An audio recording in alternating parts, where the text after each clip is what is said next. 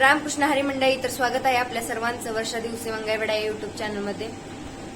शिवजयंती निमित्त आमच्या पथकातल्या प्रत्येक विद्यार्थ्यानं कार्यक्रम पूर्ण प्रेक्षकांसमोर सक्सेसफुली पार पडलेला आहे आणि आमचा कार्यक्रम एकदम कडक 100% पूर्ण सक्सेसफुल आणि लय भारी झालेला आहे.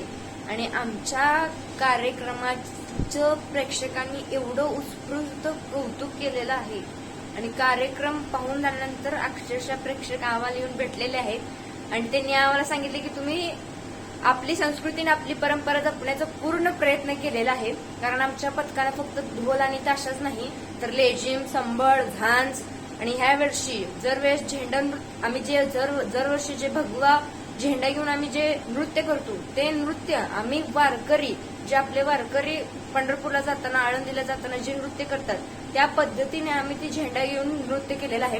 आणि ह्या वेळेस सगळ्यांना जी आवडलेली सगळ्यात जास्त गोष्ट म्हणजे काय होती तर ती होती वारकरी फुगडी. आणि त्यामुळं आमचा पथकाचं पूर्ण आकर्षण झालं पूर्ण प्रेक्षकांसमोर आणि आमच्या कार्यक्रमाला अक्षरशः एवढी गर्दी झाली आणि पूर्ण एकदम असं झालं ना आम्हाला की बस आज सक्सेसफुल झालो. कारण आमचा कार्यक्रम की तब्बल 1 महिना झालं प्रॅक्टिस केलेली त्या प्रॅक्टिसचं फळ आम्हाला मिळालेलं आहे आणि पूर्ण कार्यक्रम एकदम कडक झालेला आहे. तर चला मग पाहू आपण.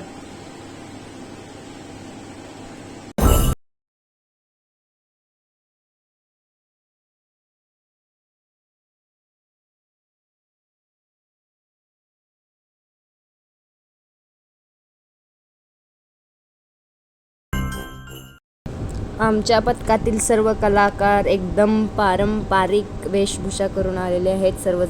सर्वजण किती सुंदर दिसायला आलेत.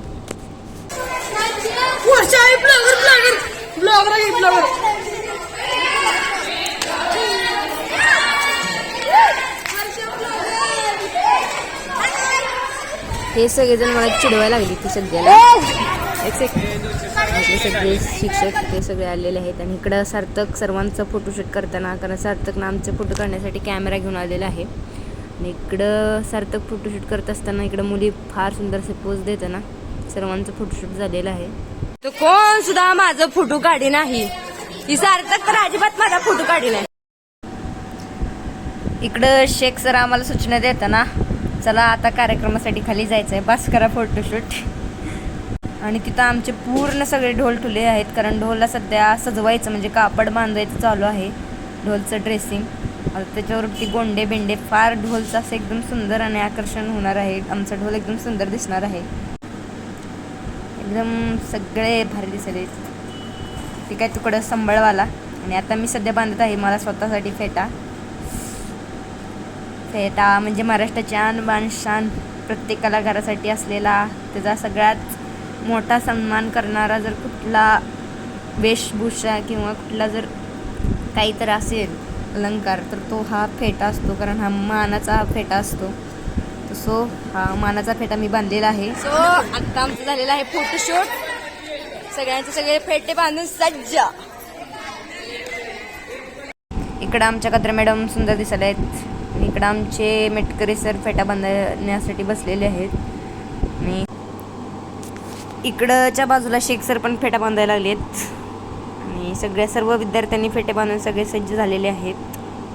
इकडं आमच्या शिक्षकांचं फोटोशूट चाललेलं आहे. चला मी पण घेऊन घेते माझे थोडंफार फोटोशूट.